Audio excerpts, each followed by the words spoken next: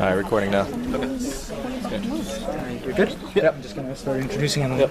Okay. All right, so we're going to start off our second pair of presentation. And yeah, they're going to just continue on the same topic, just present a little bit more in depth on one of them. Yeah. So here's Sergey and Vadim. How's it going, guys? I'm Vadim, just to be clear. I'm Sergey.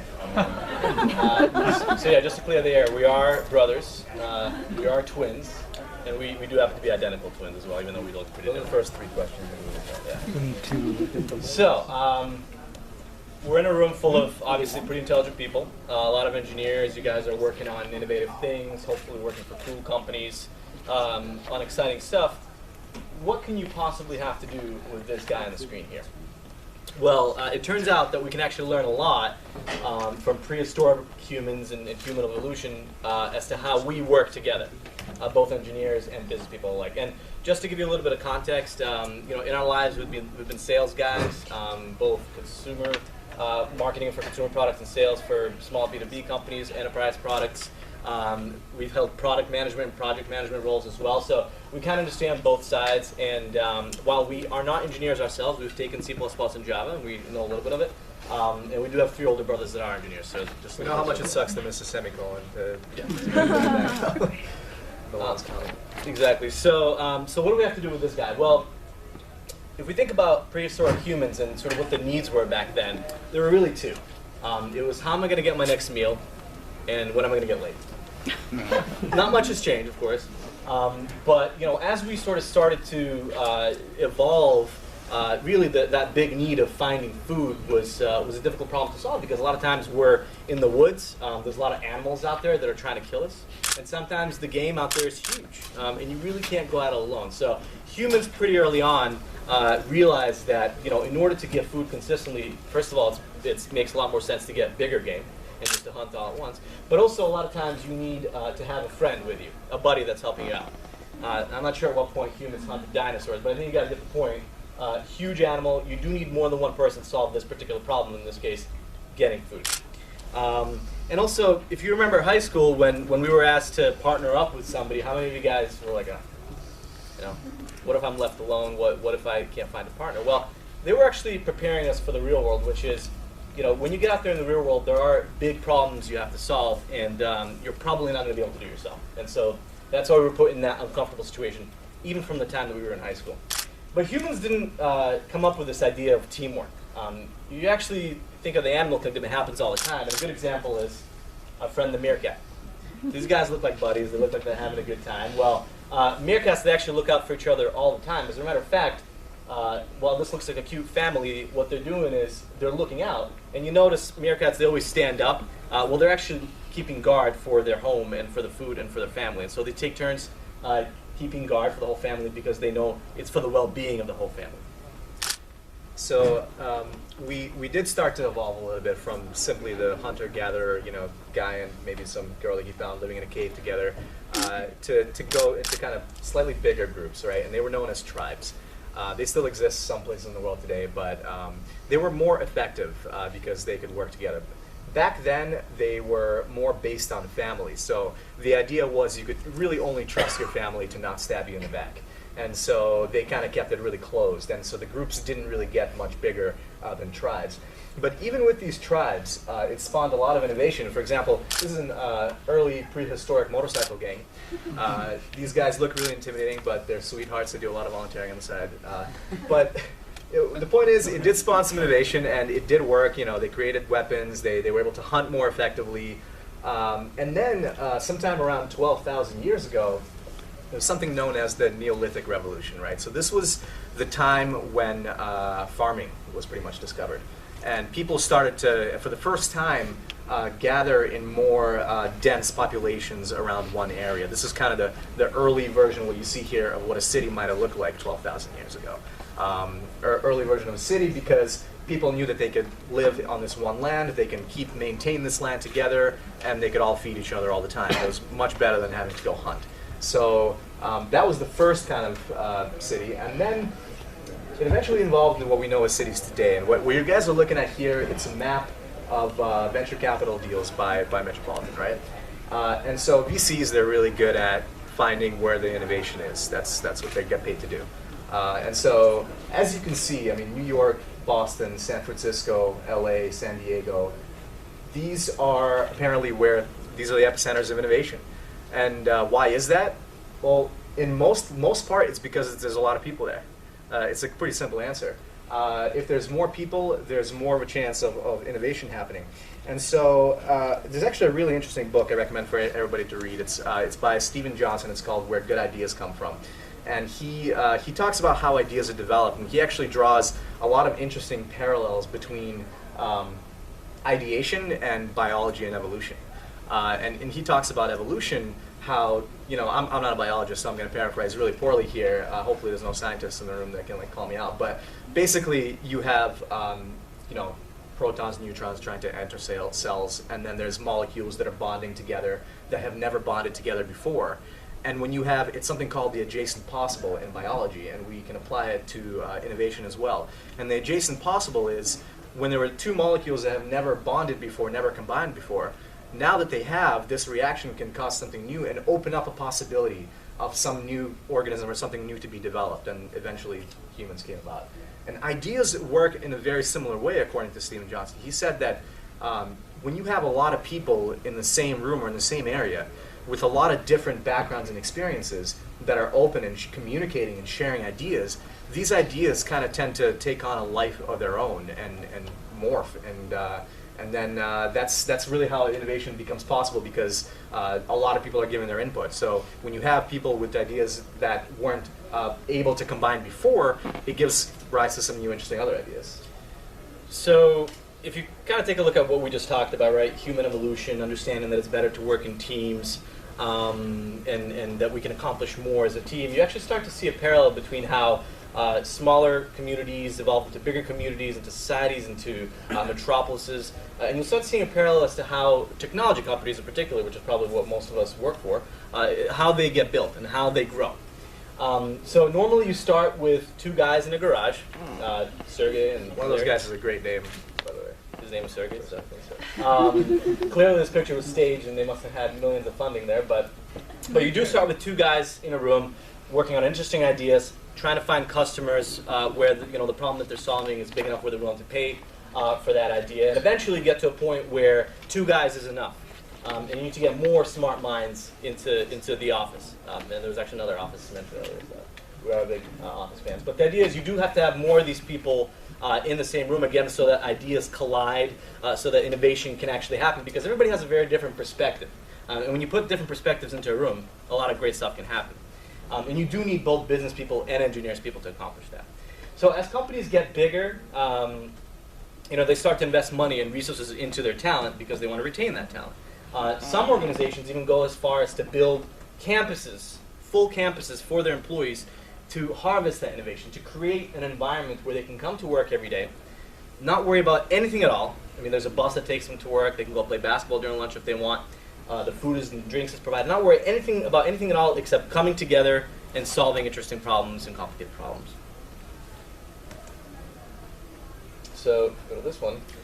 So there was actually, to go along with what Vadim was saying, there was an interesting study done by Glassdoor.com. You guys probably heard of it. It's a site where you can review any company that you ever worked for. And it was top 50 companies to work for. Obviously, this is based on real data. It's based completely on reviews, not just surveys or anything, so you can pretty much trust what they said. And interestingly enough, out of the top 50, 22, so almost half, were tech companies, technology companies. And the majority of those were actually enterprise software businesses. So you don't really have to be a sexy consumer company to be considered one of the best places to work. And I'll tell you what some of the reviews were. One, for example, for Zappos, it's all, if you guys have ever read Delivering Happiness by Tony Hsieh, the founder of Zappos, you understand how focused they are around their customers. It's almost ridiculous. You can actually call any one of their customer service agents and ask them where there's a good bar somewhere in Vegas in the Strip, and they'll tell you. They'll research it for you and they'll tell you. There was one guy, I think, who spent 10 hours on the phone on a customer call once there. So they're very customer-centric, and that's what people perceive that as a very positive environment. They want to work there. LinkedIn is actually similar. People talk about how they love the fact that they're very focused about educating professionals. They love to come to work every day because of that. At eBay, they say, you know what, people are so approachable, they communicate so easily, they're always willing to help out. That's why I love working there. Intuit actually also had the same thing. They made the list.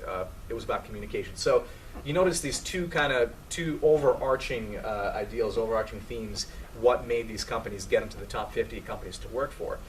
It was the people being communicative, open. And as a matter of fact, I really think, there's been some studies around this, I really think that the modern definition of what an employee is today, they need to fit that. They need to be open and communicative. They need to be helping everybody in the company or helping each other. They can't be closed in their own little cave. Eventually, people that are like that, I think they're going to be phased out. They need to be almost like entrepreneurs within an organization. So it's people, and then the other one is purpose, right? The customer. Why are we all here? Why are we working on this business? Why do we come into work every day? Well, it's to create a product that customers love. So these companies that people love working for, they had a very good idea of what their purpose is, because leadership made it a point to always kind of be showing people, their employees, and kind of beating it into them that this is what the purpose is, this is our mission, and this is what we're working for. And so the rest of the conversation, the presentation, we want to focus on this purpose set because we think it's really crucial.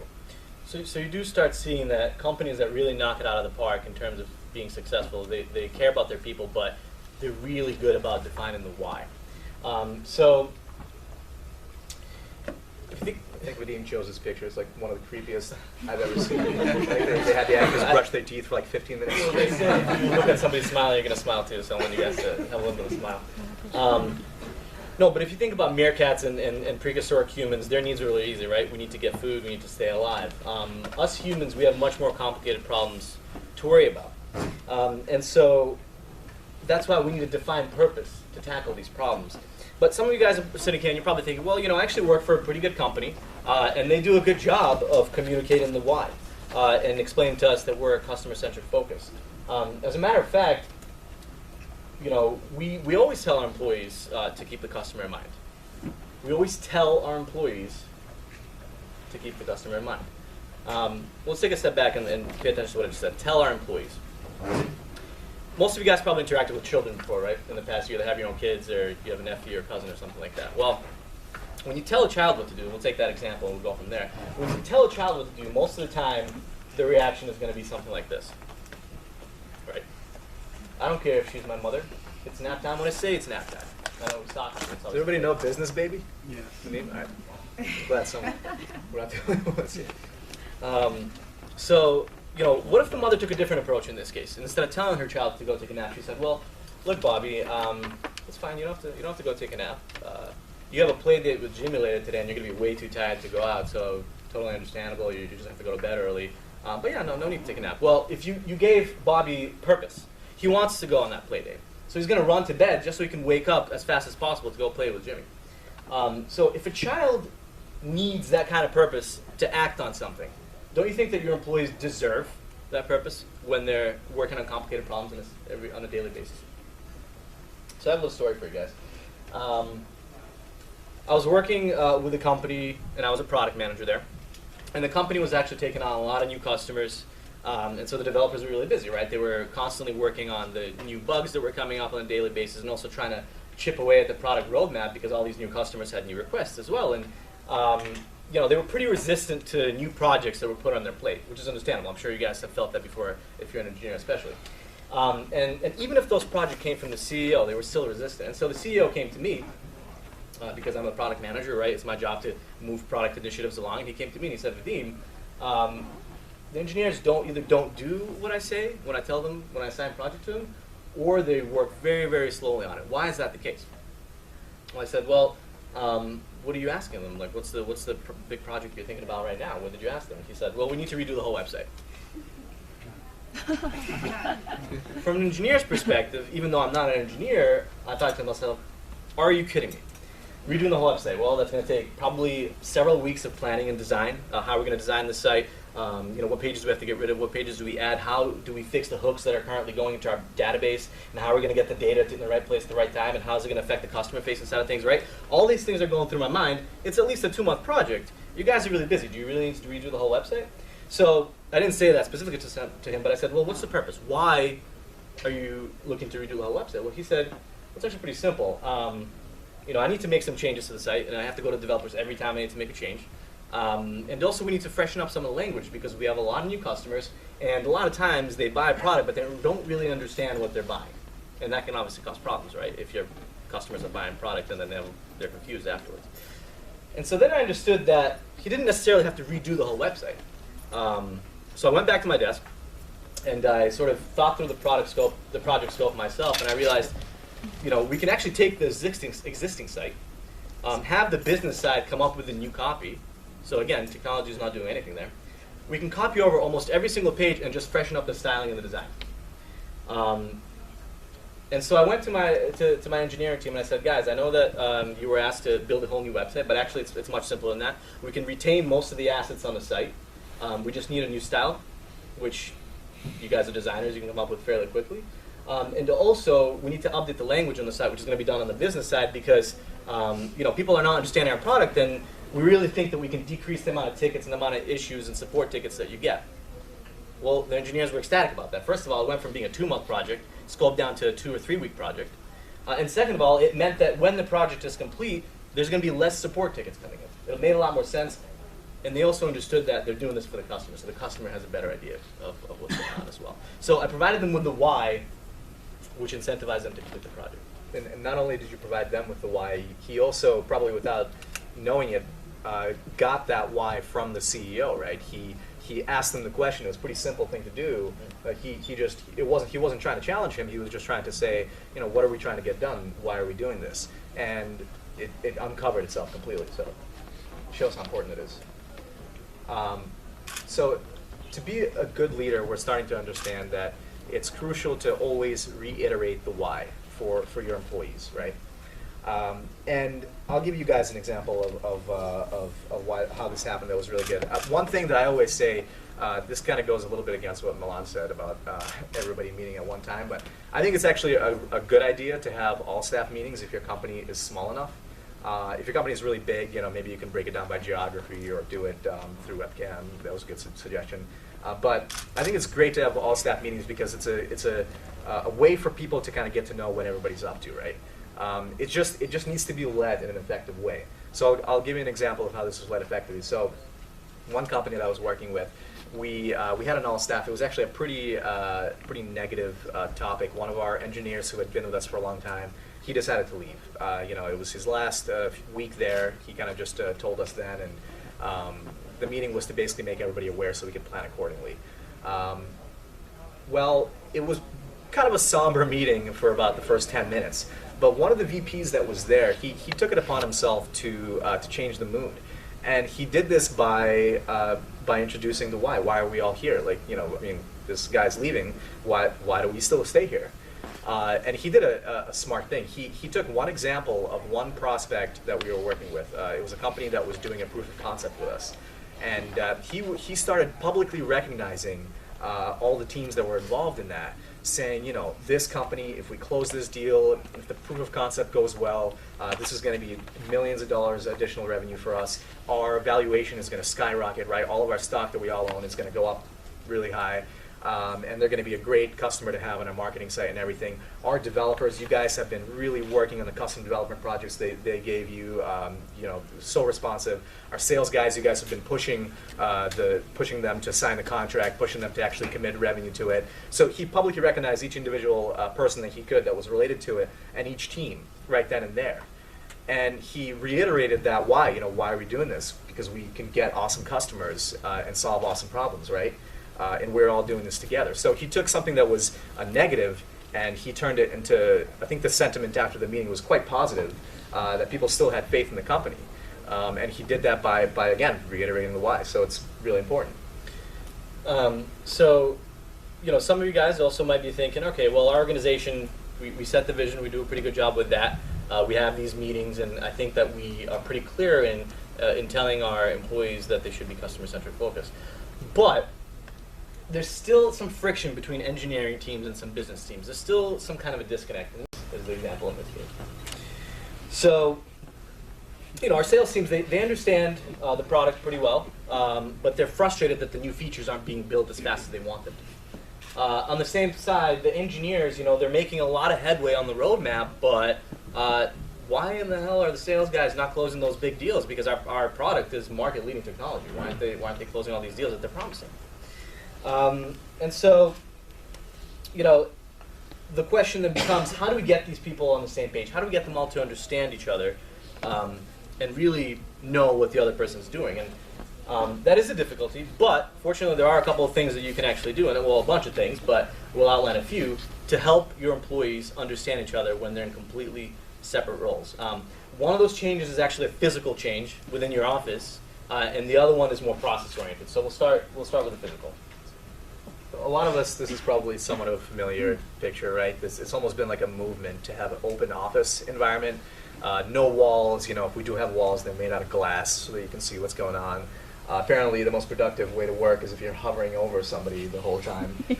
We're not promoting micromanagement, by the way. Yeah. Some companies take it to extremes. And, I think that a lot of us have felt like this guy before in some situations. So, you don't have to have you don't have to go crazy with having everybody in the same room typing next to each other. But the point is here, we want to, in a physical way, as Vadim mentioned, expose people to the work that others do. And that just means, don't have your sales guys on one floor and your developers in a cave somewhere where they never interact, right? You want to have them at least somehow physically able to interact with each other. You told me a couple days ago about an interesting example. Yeah, so I read an article about a company called HubSpot. You guys probably have heard of them, maybe use their products. And up until they had 200 employees, and they still do a variation of this, but up until they had 200 employees, every quarter, they literally made people pick a name out of a hat, and that's how they decided who sat next to who. Not like sectioned off into departments, completely random. And the theory behind that was the people that you sit next to immediately, you're just going to have a different relationship with them by default than the rest of the organization. I mean, you spend 40, 50, 60 hours a week with them. You might ask them more questions in general just because of that proximity. And so there is a lot of benefit to moving seats around and giving people exposure to other people in the organization. They will learn a lot from each other. But we do work in different startups here in New York or even bigger companies. I'm sure some of you guys have open office environments already as well. And then the question becomes, during the day, you might be thinking, all right, what the hell does John do all day? Or Mike? Or Steve? What the hell do they do all day? How many of you guys ever sat in a room and thought, no idea what this guy does? Okay. So it turns out there's actually a lot we can do to improve that. We're not just showing you guys this because it was a great movie, but you have an example of the training place. Yeah. It can work really effectively, and actually Milan mentioned this, where sometimes you can have business people take the load right off of the developers sometimes. I was working for a company once where we had a very technical product. That's why we hired cats to do our support now. The product was so technical. It was a product for developers and for IT people, and so a lot of the support that was done, pretty much all of it, was done by engineers as well. What they found out, though, is for people that are going through like a free trial or using the product for free, or even just getting exposed to the product in the first couple of weeks of using it, there's a lot of the same questions that start creeping up. And so why not train one of our marketing guys to take the load off of the developers a little bit? And it was pretty quick. I mean, the guy already knew the product decently well, but they trained him up, and he would just sit on the live chat, basically, and answer questions. And it had actually a tremendous impact on the organization. And I'll tell you why. Because, first of all, marketing and sales typically, I hope in most companies, works very closely together, right? They're very tied to each other. And so now that this guy got a better understanding of the product, he was able to communicate that understanding to the sales team as well. So the sales team got a better understanding through him. But not only that, but he was able, because he thought of it from a business perspective, from a user perspective, he was able to notice that in the first week or so, on average, there was a pretty high drop-off of people from the trial. And he started to investigate further because he was not a developer. He wasn't busy all the time coding. He had time to investigate. So he investigated further. Why is this the case? And he noticed that, it's actually this part of the product that's supposed to load something automatically so that people know that it's there. It's not, the UI is just not really showing it, so people don't see that it's there, or they don't understand it easily. And so it was a very simple UI fix. He noticed that it got fixed, and it improved our conversions by a lot. So getting people to join and do things that typically maybe somebody else in the organization does can actually be very valuable. And we are going to wrap things up. I guess we're running low on time, but there's different ways to accomplish this as well. Other companies have sales guys once a quarter. They answer all the high-level support tickets. They get some training around that. That helps as well to get more exposure to the product. But quick poll before we move on. How many of you guys are engineers again? Can you raise your hands? Software developers, you write code. Okay. How many of you guys are engineers that have either led part or led the whole sales call before? No hands. Okay. So I know engineering probably thought you guys are off the hook, but while the mentality for a lot of organizations is we can't bother our engineers, they need to be totally focused on their work, there's actually a lot of benefit in bringing your engineers into the sales process as well, even if you don't have a super technical product. Well, first of all, they're going to get exposed to the customer, and they're going to get feedback directly from the customer on the product, which can shape the roadmap. But secondly, they're going to hear all the difficult objections that the sales guys hear on a daily basis. And they might realize that sales is actually not an easy job. Coming into work every day, picking up the phone, and dialing total strangers and convincing them to spend money on this nebulous technology that's supposed to bring value isn't necessarily the easiest thing in the world. So not only can bringing an engineer on a technical call help you close more deals by adding the value immediately from an engineer's perspective and building that trust with the customer by having an expert there, it can also help them understand the salespeople a little bit better as well. And here we have Bill Gates on the phone. I'm sure he spent a lot of time on the phone. He was the CEO. Another almost kind of, we've both been in a lot of sales roles, and the amount of leverage that you have if you can bring a technical resource on a call, I mean, you can pretty much demand that a decision maker from the company joins the call as well, because it's going to bring so much value to the conversation. It's going to be such a good use of your time that your CEO should be on this call too. And so it's valuable in more than one way. So another thing that we wanted to mention, there's another way that you can get people to communicate better, right? And some companies embrace this, some don't, but happy hour, that's a great idea. Having happy hour in your office, maybe for most of us in the companies we work for, it looks more like this. A bunch of dudes, but let's know what he's doing with that lighter. The other picture looks a little bit better.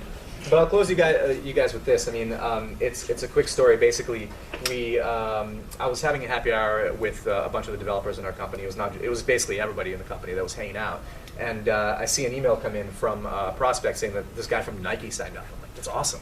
Nike, this is going to be a huge revenue opportunity for us. 10 minutes later, you get a support email from him. He can't figure out, something's not loading on the site for him.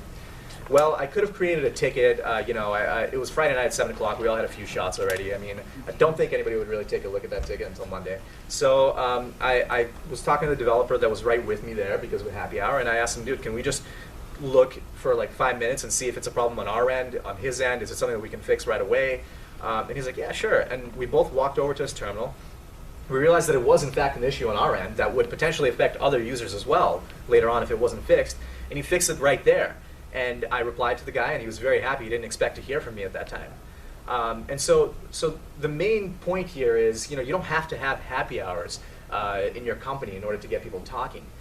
But the biggest takeaway, I think, from this is you have to give your employees or people that you manage ownership over the work that they do. And if people have that sense of ownership, if they don't feel like they're going to be yelled at every time they make a decision, if you actually give them the ability to make decisions, I think you'll notice that people start working together more. They start communicating more. They're more cohesive. They're not in their own little islands because they're not afraid. And so that's I think, a really important thing. Yeah, if there's one takeaway from our talk, and that's basically it for us, it's try to empower your employees and set a purpose for them to come into work every day. They're the experts. They understand. That's why you hired them. They understand the work that they're doing. Let them make those decisions. And also let them know that they're making them decisions not just for the company, but for the customer, which is what they're doing there all along. They're building the product for the customer. So we love to talk about this stuff all the time, and we'd love to talk to you guys afterwards if you want to come up. Here's our contact information too. Feel free to reach out. And we're always working on different projects, building different things with developers. We partner with a lot of developers, so we'd love to hear about some of the stuff you guys are working on too. Thanks a lot, guys.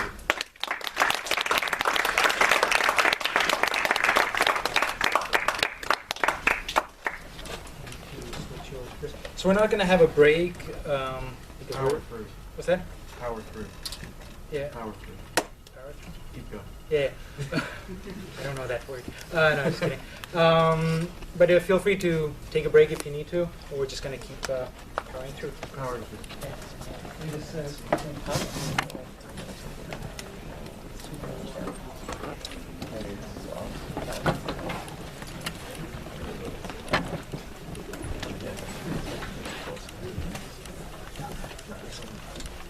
Already done. All right, thanks.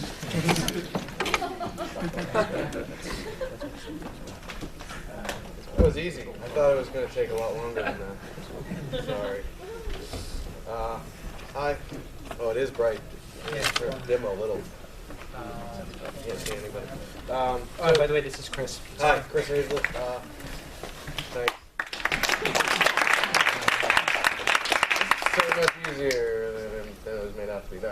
No, my name is Chris Hazlett. I'm the Director of Back Office Systems at Gilt Group. How many people have heard of Gilt? Oh, good. So I can skip the second slide, which tells me about Gilt. So there's Gilt. You've heard about it. One of the kind of granddaddies of the startups, I guess. In Gilt, we're about 7.5 years old now. Over 1,000 people. Sorry, so a bit about me. I'm going to skip the informational slide. So I've been at Gilt a little over 3.5 years. I started as an engineer, then I took over a team, and now I run the back office systems team or back office engineering division at Gilt. Before that, this is the only animation I have, which didn't work. Look at that. Yeah. Before that, this is what it looks like. Before that, I've been an engineer for 12-ish years. I'm a little. Oh no. Sorry, that's probably a timeout. Can you guys see it?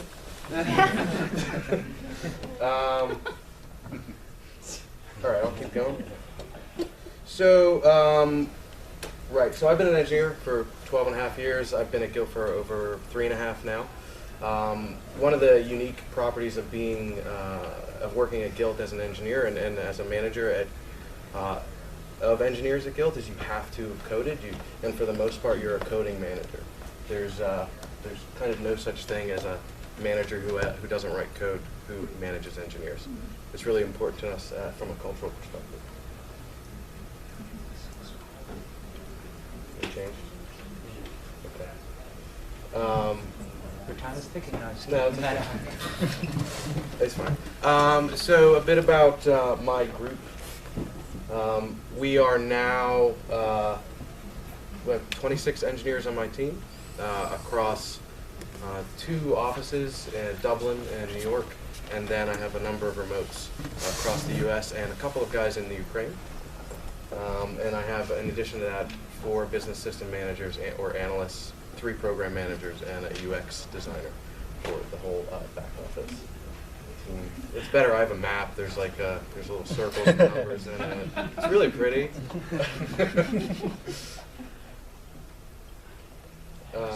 Almost there. I'm just going to skip ahead to then we'll catch up. Hey, look at that. Here's the pretty map. This is kind of where we're spread out. I already went through that. To give you an idea of growth, when I took over the team about 2 years ago, we were 15 engineers, and now we're 33, 34 people working on the back office systems.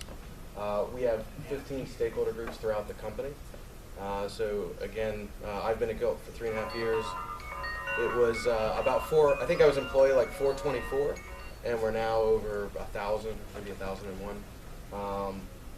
And we have logistics teams, men's merchandising, retouching creative, our customers, also a stakeholder of ours. Other tech teams, which we have probably 10 to 15 teams that we are accountable to. We're responsible for checkout, discounts, global payment platform, distribution, a little lag. So I might have to just wing it, that's fine. We also manage the distribution center communications, inventory management. That's the same one.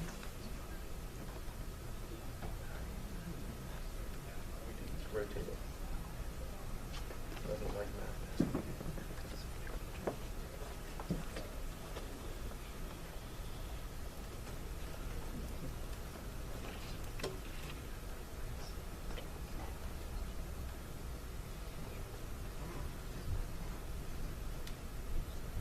cable. Unless you want to stand there.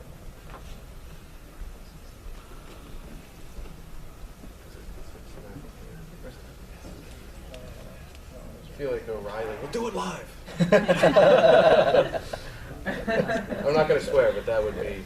We'll do it live. Yeah. Okay. So we have actually my team's responsible for the distribution and inventory management systems. We actually have 4 distribution centers throughout the country.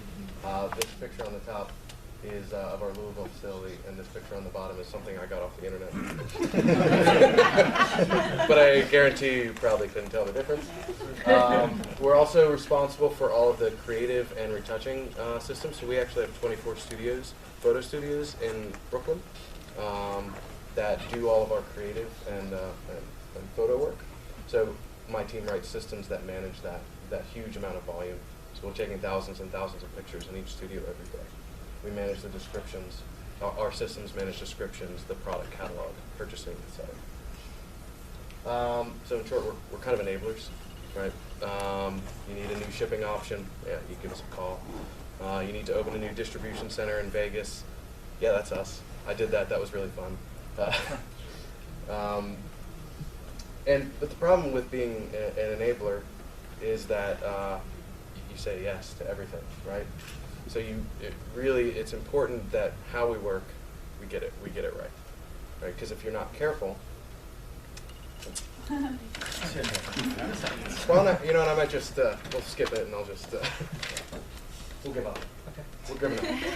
I'm gonna wing it. Yeah. I have a whole bunch of slides. We're gonna. Yeah. All right. So, there's even a good joke. There's like a picture. Like it was a really good joke, or at least I thought it was funny. Every time I saw it, it made me laugh. Right. Tell it. It's not. It's a picture. It's like a sad face. It's like a sad face with John. It's like a Jon Snow sad face from Game of Thrones. And then there's like anyway. I'll try and make the sad face, but he has really nice hair and it's windblown, and then it's like windblown sad face. I don't have nice hair, so we'll try to.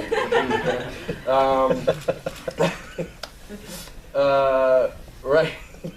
Let me see if I can catch up to where I was.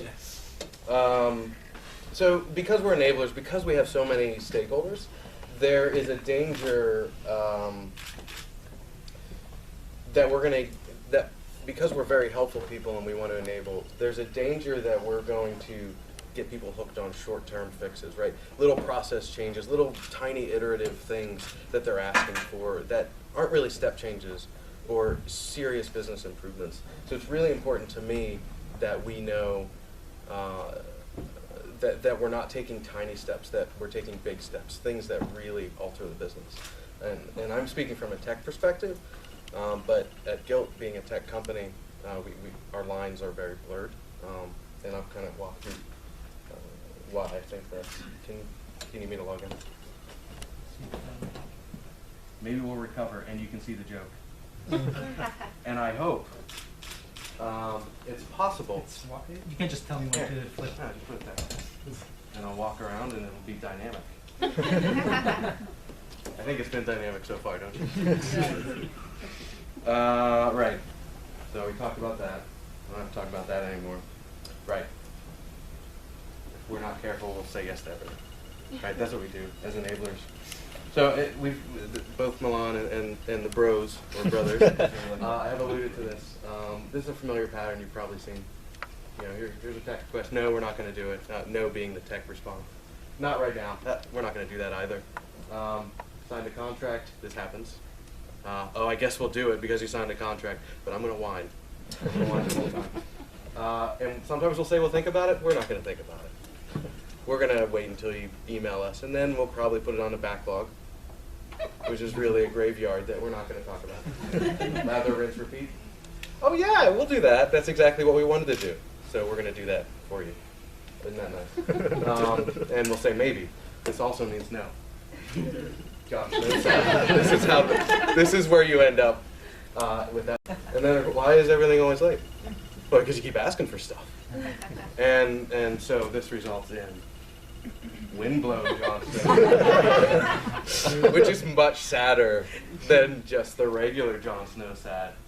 I had I had a picture of Vladimir Putin up here earlier, and I was like, I don't know if I want to get political, so I wanted Jon Snow. I'm glad you guys all have Jon Snow on your mind. How many times do you think I've said Jon Snow? Like 15, maybe? I'm gonna try another 10. So to me, this is fundamentally broken, right? If there's requests coming in and it's a yes, no, maybe we'll put it on a backlog, or it's always a yes. It's broken. It's fundamentally broken.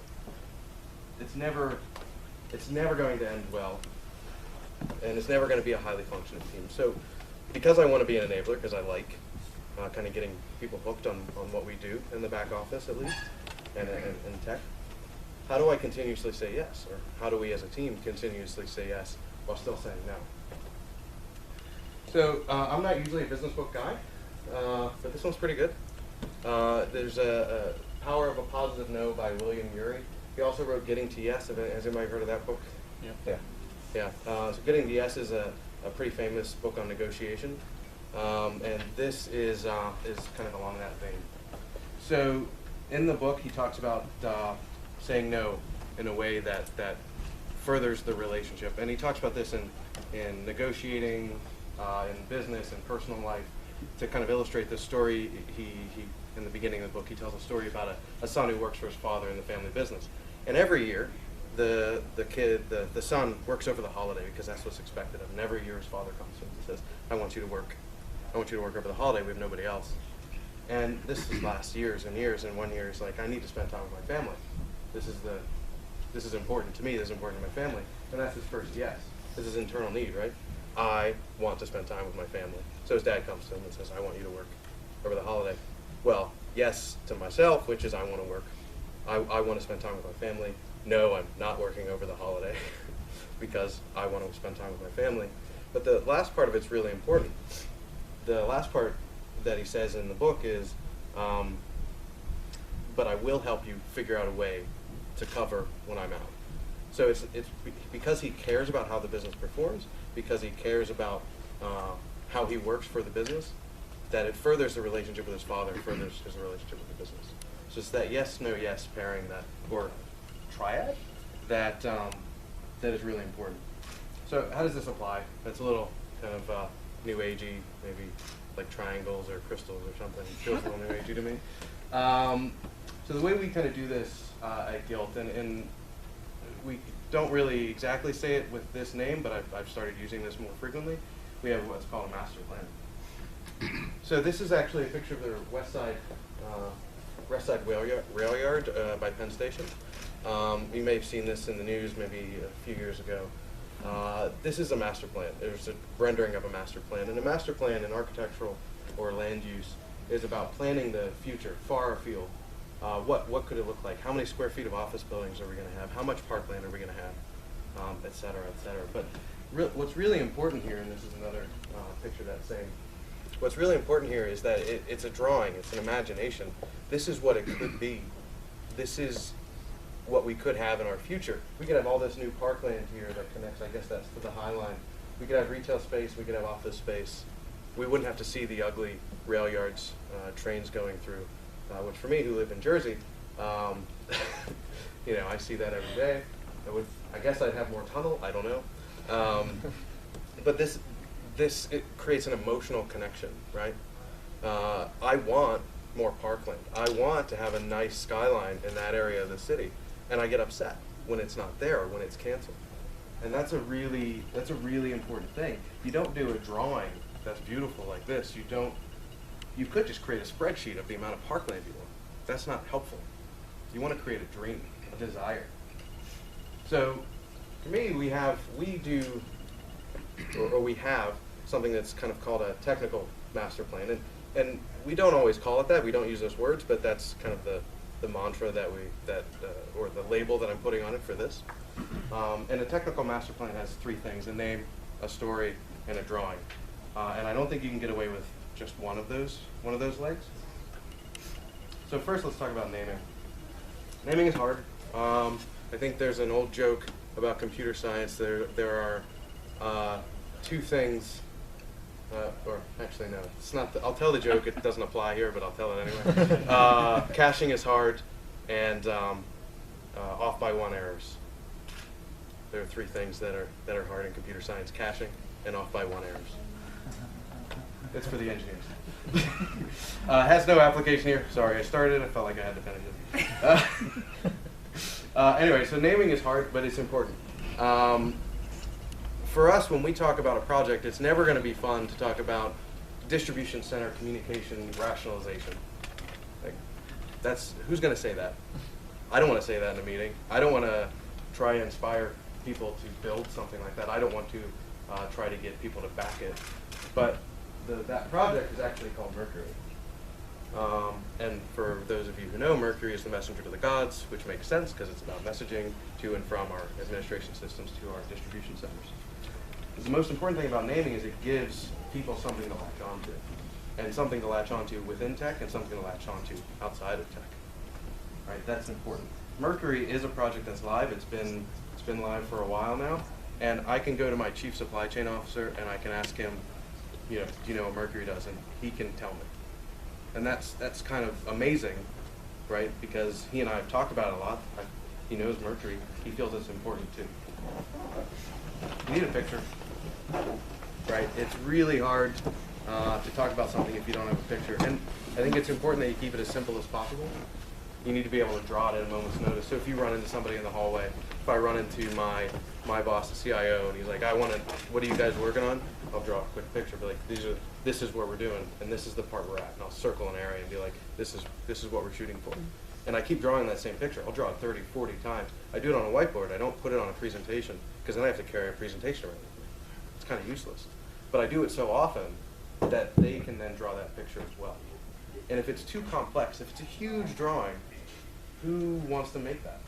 Or who wants to try and understand it? I don't. I'm an engineer, I could make it, it's too hard to communicate that way. So this is actually there's only a couple more boxes I left off of here, but this is kind of the overall, this is my simple drawing of Mercury. This is what it does. It connects this to that. Or actually there's more DCs, but it connects this to those things. And for those who do engineering, you're probably like, oh yeah, that makes sense, routing and translation in between these two systems. But for the people who don't build systems, like that's something they can grok. They can get it. They don't have to think about like, oh, what does this do? I know what admin is. I know what DC1 is. Mercury must be the thing that connects them. So I think the most important thing is you have to have a story, right? That's the first yes of that yes, no, yes, right? If you don't have a story that solves a problem, first of all, it has to state a problem, and then it has to solve that problem. And it has to solve a problem in a way that connects with the technical organization and with the business organization. So in the case of Mercury, which is a highly technical project, there's no front end to it. It's just a bunch of code running on a server that routes files. It's huge, but the story there is, the chief supply chain officer, the VP of distribution, he wants orders to drop to the warehouse. And he wants them to drop fast, and he wants it to do it reliably. And he wants to open DCs when he wants to open DCs. In our old way of doing it, it would take 3 to 4 months to open a new distribution center. That's way too long. So we said we were going to build Mercury. It's going to be more reliable. It's going to be faster. You're not going to have to stand by my desk and say, where are orders? Because that used to happen before Mercury existed. Next time you need a DC, we can do it in weeks instead of months. And so that's something they latched onto. They were like, Mercury solves really big pain points for us. And that's a story that they can carry around with them, and that's a story that they care about. It's a story I care about. And our ideals we matched each other from that story.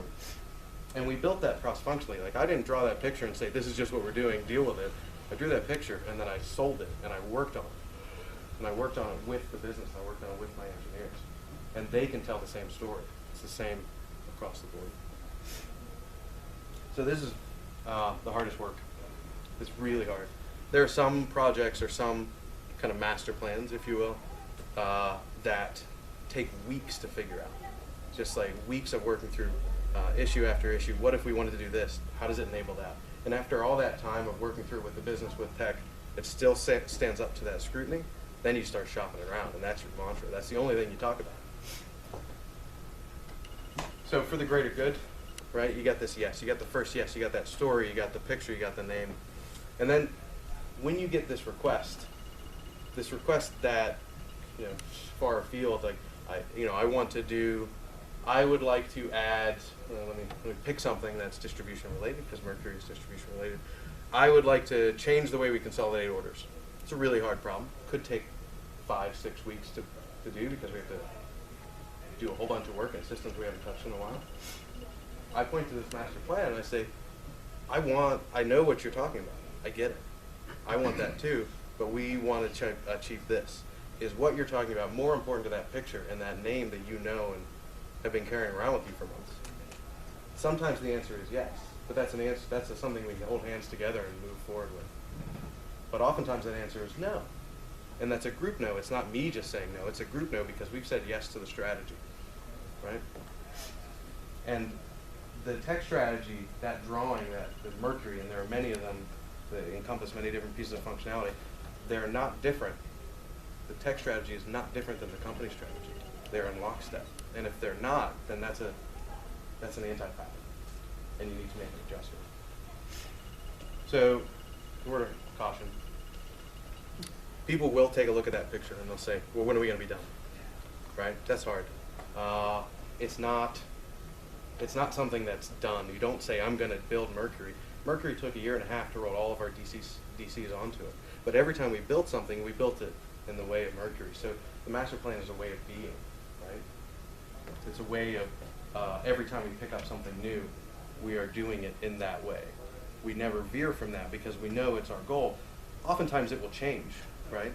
We'll look at Mercury and be like, well, we assumed this when we started. All right, let's redraw it a little bit. Let's put that box over there. That's fine. And then we just go tell everybody, and we're like, hey, this changed. Remember Mercury? Well, it's got a little box over here now. And that's okay.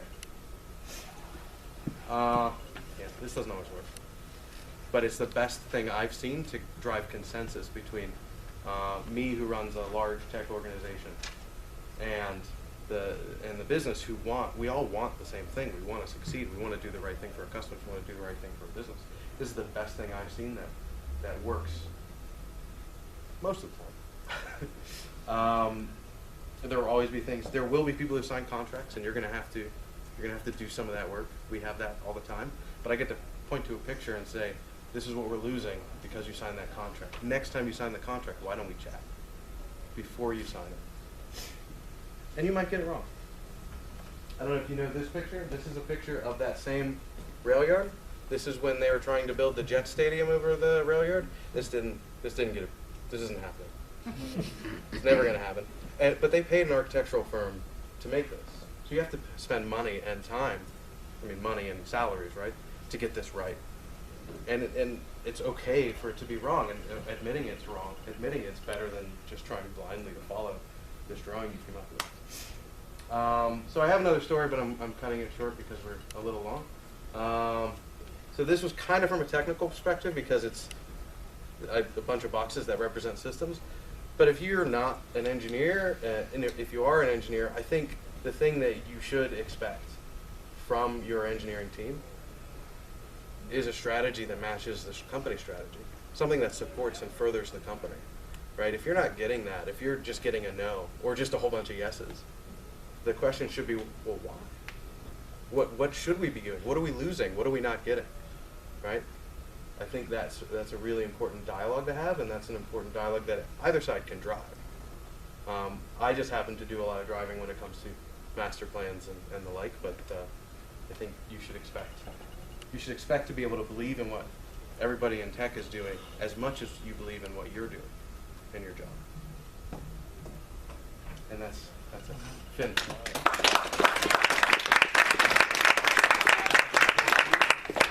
Oh, that was really good. Everybody's presentation was good. Yours was too, yeah, that was great.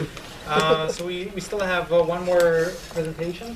I think we still have time for actually don't have a break time.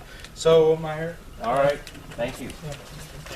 All right, you guys have to So, make- go ahead, it's all yours. All right, thank you. Hello, everybody. So I'm not innovative, so I don't have a PowerPoint presentation, so definitely not a developer. But I've been with Tech Systems now for 16 years. Can we dim the lights at all? Or? But for those of you that don't know Tech Systems, right, we specialize in IT staffing. We do a fully outsourced solution, the onshore, offshore.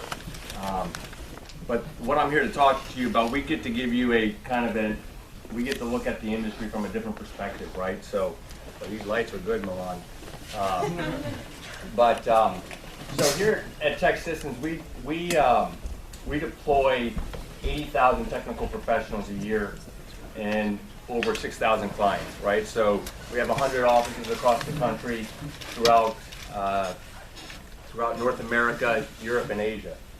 And we get to bring a perspective from a staffing perspective based on all the work that we do with customers, both on a technical professional perspective and then from a business perspective. So it's been interesting sitting here listening to everyone talk about the collaboration between business and IT, and then how do we play a role in that, right? So when I sit here and I think about, business and IT and the workforce planning process that goes along with that and how important that is from an industry perspective, it's critical that business and IT are talking together, because I think what's missed in most cases is the people element, right? So when you think about the project, the people component is almost secondary. It's usually about technology, usually about architecture, it's usually about budget. And the people component of it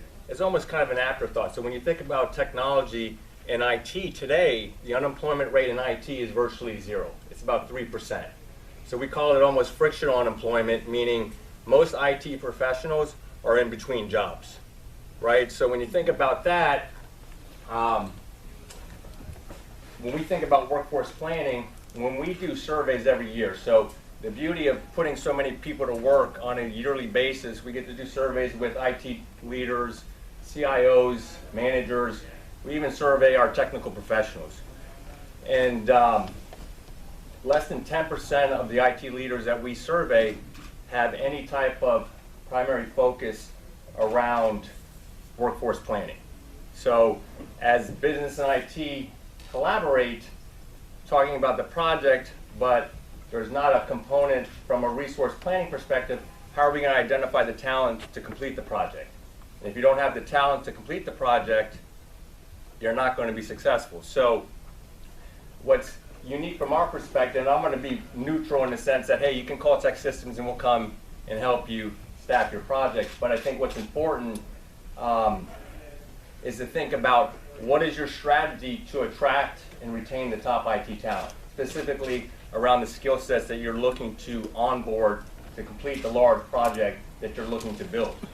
So it's very unique from our perspective. When we get involved, it's, you think of a vendor like Tech Systems, the managers in the group, it's almost like we want to stay away from the vendors. We don't want to talk to the vendors. Maybe we ship them to HR. Maybe there's a vendor management system that the vendor should work through. But if we get a job description through an electronic email, could you imagine how difficult that is to find the right person to complete the project that you're collaborating on? Could you imagine if business and IT work together through electronic email to try to gather requirements and to come up with a opportunity to build a project? So it's a unique perspective. How many folks in the room work with vendors? So probably get overwhelmed by phone calls, by vendors, maybe they get sidelined. But I think it's critical to think about when you are collaborating together from a business perspective as well as from a technical perspective, what is the resource plan? Is it an afterthought? Is the vendor or the service provider involved in that process? to help you come up with timelines during that project plan process to make sure you're finding the right. Interesting from our perspective, especially with unemployment being so low, the great thing about our industry is there's more jobs than there are people today. The war for talent is at a premium. So when you think about these large projects that you're looking to build, but yet there's no component on how you're going to attract and retain that top IT talent, because in most cases, you're going to have to go out and find the talent to help complete the project in some cases, in most cases. But if there's not a strategy in place or a partnership with a service provider to identify these people, the project is going to struggle. It's either going to be over budget, it's going to have to be redone at some components. So I think it's important to sit here and think about what kind of workforce planning strategy do we have in place? Do we have a formal process in place where I work today? Do we have a resource planning process in place when we think about our project plans? It's interesting for my sales team, right? When they're trying to gather requirements from, say, the technical professional or the managers, let's just say in this case. Managers give us the requirements, right? We get the specs on what type of resource you're looking for. We find a great candidate, we put them through a screening process, we present the candidate to the customer, and the customer calls us back and says, hey, we don't like the candidate, because business never got an opportunity to look at the candidate. Or we never got an opportunity to talk to the business professionals or the stakeholders who are involved in the process. So what gets lost is your project gets delayed because you don't have the resource to kick off the project or to complete an important phase of the project. So it's just critical when we sit here, when Milan asked us to come and talk about collaboration, it's critical for us, right? Especially when you sit here and think about the importance of identifying the right person or right group of people to complete a project. If we don't have the right requirements because business and IT can't come together to identify what those requirements are and to come to a happy medium, think about how difficult it is to find the right person. So in today's market, right, on average, technical professionals are probably getting about 25 calls a week from recruiters. At least 25 calls per week. So what's important to them today, it's not so much money's important, right? I saw Milan's slide, right? $150,000. That's accurate. As a consultant, they're probably making a little bit more than that, right? But they are very selective on the type of projects they're looking for. They're looking for those innovative projects. They're looking for not just the financial component, but they want the reward of working on a project that's innovative and creative, where they can collaborate and be a part of something special. So it's, I think it's a big opportunity in our industry to work with service providers, to be involved in that planning process, to help attract these people. Because I can't tell you how many times per week that we have consultants turn down opportunities because they have a lot of different opportunities. And we tell our customers during the interview process, if they get the opportunity to talk to the business as well as the managers, you have to sell the candidate on the opportunity. It's not just because you have a need they're going to want to take the job. So, you know, you might be sitting there, well, we have an opening, we have a great company, they should want to work for us. Well, in most cases, if they are good at their job, excuse me, they're going to get a lot of offers. They're going to get a lot of opportunities. So it's critical from your position as IT leaders as well as technologists that you are selling why it's a great place to work, right? So we get a lot of requests from our customers. Hey, can you help us build a value proposition on why someone would want to work here? Right? So that sounds a bit odd. Why am I selling someone to want to work here? Well, again, the unemployment rate is virtually zero. These technology professionals, they're getting calls every day, right? I have a big recruiting team back in our office in New York City. And we know the 500 people that go to work for us every day are getting calls every day from other recruiters about new opportunities.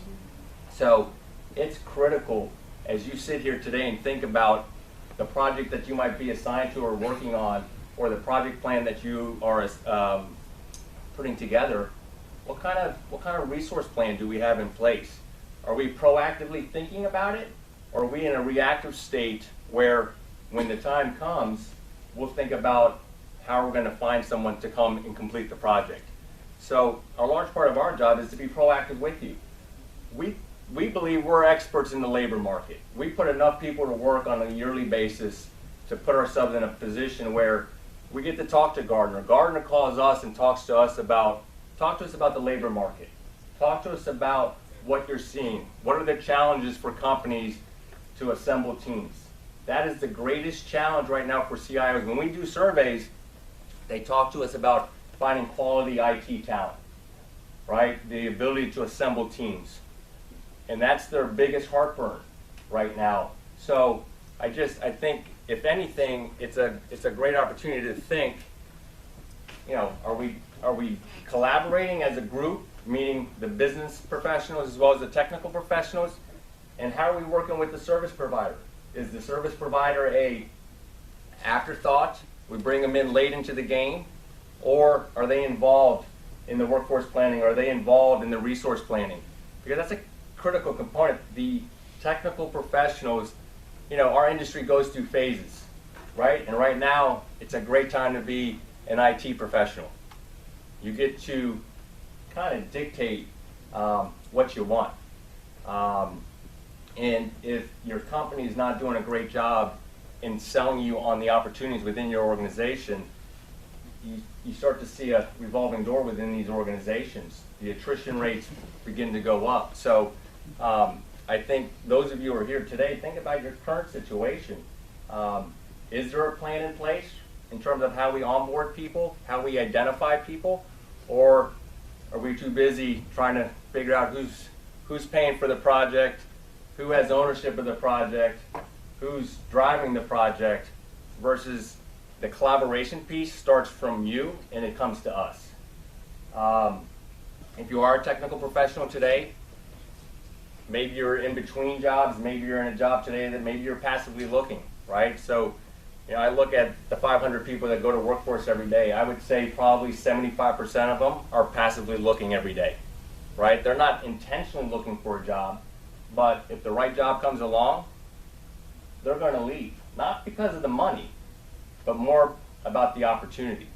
So if you are a technical professional here today, think about if you are working with a recruiter. Does anyone here work with a recruiter? So some of you. So what's important from a recruiter's perspective, or from your perspective in identifying or picking a recruiter, is, does the recruiter send me opportunities that are meaningless to me? Or does the recruiter take time to understand my skills, goals, and interests to make sure they're putting me in the right opportunity and not just looking for a fill? Have I met my recruiter? Has my recruiter taken me out to lunch? Has my recruiter sat down with me and gone over my resume? Right? So you probably need to find a recruiter that we would consider kind of a subject matter expert in the local market. Your recruiter should tell you what's going on in the market, who's hiring, where are the best projects, right? Who's got paying the best rates. But be selective with your recruiters. I'm not telling you call tech systems, right? I'm trying to be neutral today. But I do have a big recruiting team here today. Giving out cards. But I think that's important, most critical, right? You want to be looked after. You don't want to just be a resource for someone just to fill a job. You want to make sure they're vested in your interest. From an account manager perspective, the feedback we get from customers when we do surveys, they want a strategic account manager. They want someone who's involved in their workforce planning. They want someone that understands their business, not only from a technical perspective, but the cultural element that makes up your office. Why would someone want to work here? So that collaborative effort is just as important for us to be able to find the right candidate to fit your opportunity. It's always fascinating. It's neat today to be here in front of you, because it's frustrating on our part when we send 1, 2, 3, 5 candidates for an opportunity and we're told, hey, this is not the right fit for our job, right? And it's for us, it becomes a priority perspective. When we work with customers, we want to prioritize who's going to partner with us, who's going to give us access to the managers, to the business groups, to get a true understanding of what they're looking for. Because if we don't have that access, we kind of prioritize our business. We're in an industry where the staffing industry is a $20 billion industry, right? So, you know, we're at a place in New York where we have 150 active customers. So in some cases, we can be a little bit selective in where we work. It's not because we want to be spiteful or anything of that nature, but if we don't have access to you as professionals, we can't help you. We can't work through a system. We can't work through an electronic job description. So I just encourage you, if you are in an environment today where maybe the service provider is kept at arm's length, take an active approach and change the mindset of how your company works. I'm not saying you need to do that with every service provider, because I get it. There's a lot of staffing service companies out there that can, you know, they drive you crazy. I get it. My account managers are pretty aggressive. But I think what's important is their goal is to understand your business and understand your culture, those soft skills. Because most of our customers today, they're looking for that hybrid individual, meaning it's not just about the technology, but it's also about, you know, can they be a creative thinker? Can they work in a collaborative environment? Is this someone that's going to fit into our culture? Is it going to make my team better?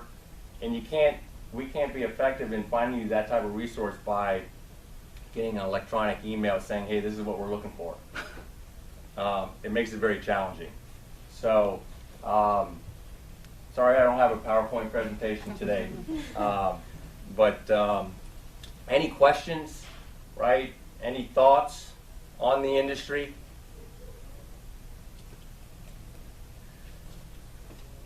No questions? Okay, I know it's late.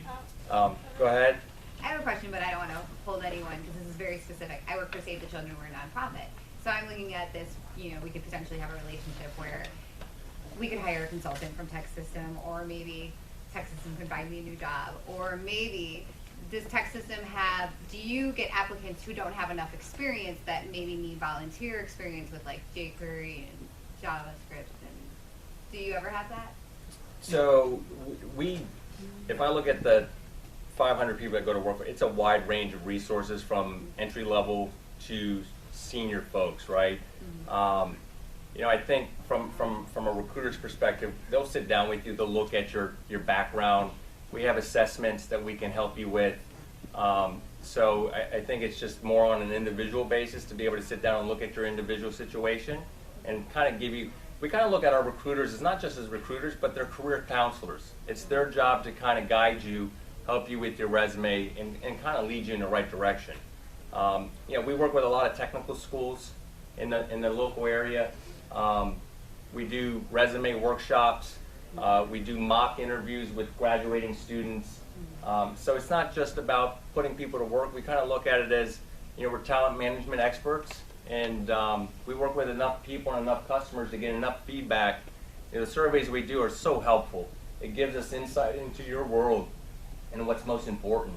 And then we try to customize that approach to make sure we're providing you with world-class individuals. So I don't know if I answered your question, but you know, we would be more than happy to answer questions or do an assessment.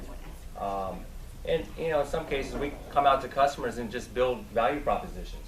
You know, help customers understand or help them figure out why would someone want to work at your company. Like if you sit here today, why would someone want to work at your company? Just, you know, in some cases, well, it's XYZ company. Everyone wants to work here. Well, that's not necessarily the case.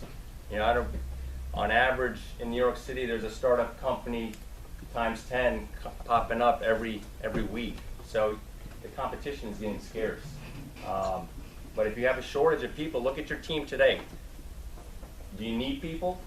Are you trying to complete a project today, but you don't have the resources? Again, who's the voice within the team to say, hey, what are we doing to attract these people? Do we have a strategy in place? So, go ahead, Milan. do you find that developers tend to want to be more employees or consultants? Like where, if there is any. Well, we're seeing a lot within the startup world. A lot of startup companies prefer the direct placement. So we do a lot of direct placement. I think it just depends on the individual. I think we have folks that enjoy the consulting component of it, right? They enjoy not necessarily dealing with the office politics as a full-time employee. They get brought in, do a project, maybe get exposed to some new technology, and then they move on to the next project.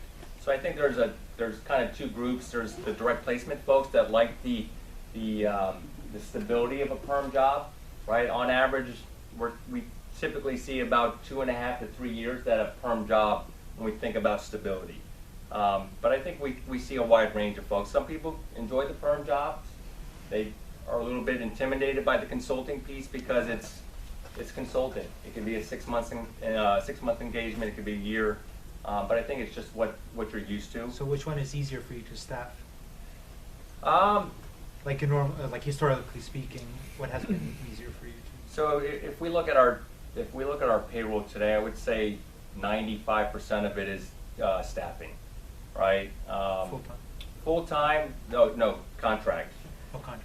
The average length for a full-time position from start to finish when we receive a requisition is almost 90 days, right? So from the moment the technology team reaches out to us or HR, requests a need for a resource, from the moment we identify the resource until the resource is onboarded, 90 days. So you think about that, that's almost 3 months. It is 3 months. And so what happens if the candidate doesn't accept the job?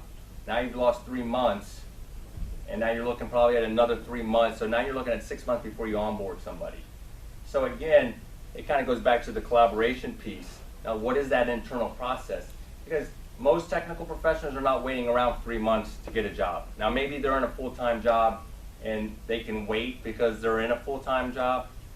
But in most cases, right now we're struggling with our customer base because the decision process and the decision criteria internally is so undefined in most cases, right? It's a phone interview, it's a personal interview. Well, so-and-so in business wasn't around to be a part of the interview, and that process gets delayed and delayed and delayed, and then the consultant ends up taking another job. So I think, again, it's a great opportunity just to kind of look internally and what kind of system do we have in place to identify resources and put them through the process and get them onboarded. So I think it's the preference of the technical professional.